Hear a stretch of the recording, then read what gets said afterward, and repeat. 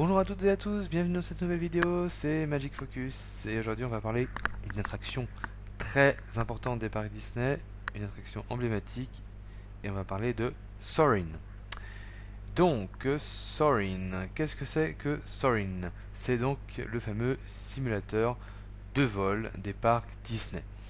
Alors la toute première idée de Soarin', il faut remonter dans les années 94 à peu près, où Disney cherche à développer, notamment pour ce qui pourrait être le second parc Disney de Californie, euh, un simulateur de vol justement,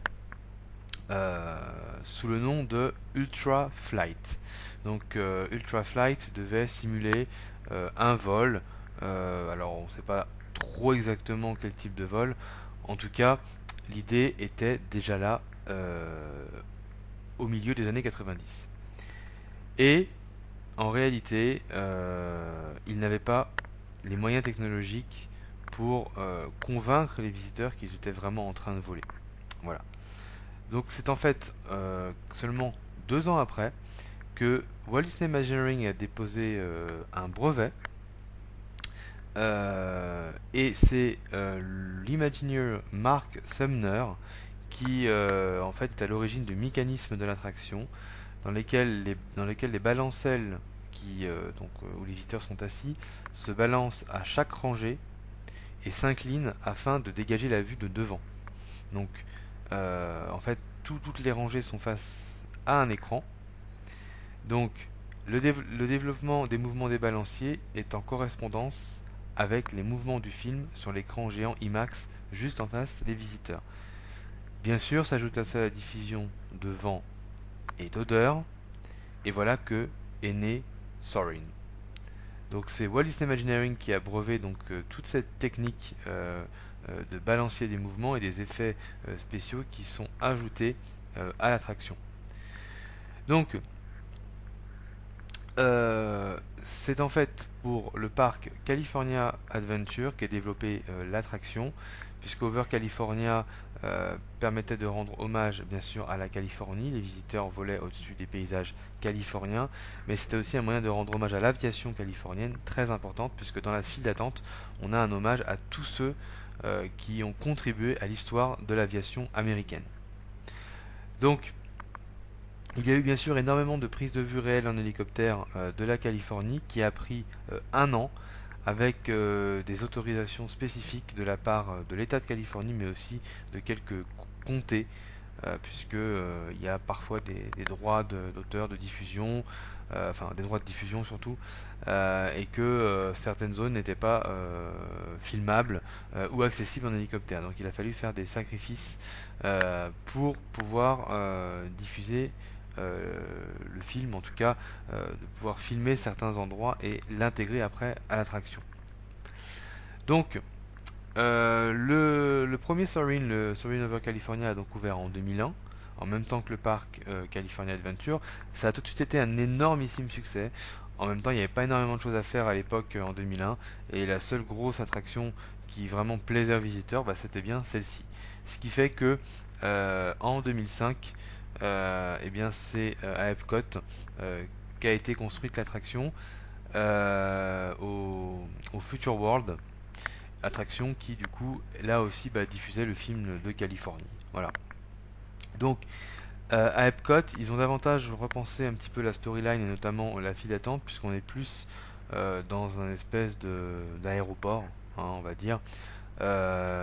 Les cast members, quand ils vous accueillent, normalement vous disent bienvenue à bord du vol 005, tout simplement en hommage à l'année d'ouverture, puisque donc l'attraction à Epcot a ouvert en 2005. Pas de changement cependant par rapport à la version californienne au niveau du ride en lui-même. Ensuite, eh bien, pour Disneyland Paris devait accueillir l'attraction au studio en 2002. Puis le projet a été reporté quelques années plus tard avant d'être définitivement annulé malheureusement, essentiellement par faute de budget. Euh, mais mais ce fameux Soarin' a été repris par Europa Park et par le Futuroscope sous des déclinaisons et des versions bien sûr différentes, mais le concept de base est totalement repris de Soarin'. D'ailleurs le Futuroscope ne se l'est jamais caché, puisque dans une interview assez récente des équipes créatives du Futuroscope, voilà, il a été mentionné sans complexe aucun que l'idée est reprise pleinement de Disney.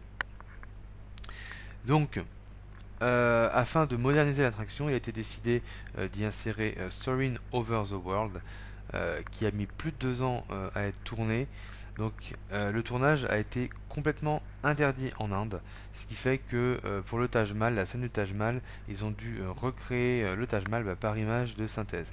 Cette nouvelle version a vu en plus l'arrivée d'écrans en définition 4K pour encore une meilleure immersion par rapport à la qualité de l'image. Donc Shanghai a été le premier resort en fait à avoir vu cette nouvelle version là aussi en 2016 à Adventureland dans un temple avec une storyline totalement spécifique et un final qui évidemment se termine à Shanghai.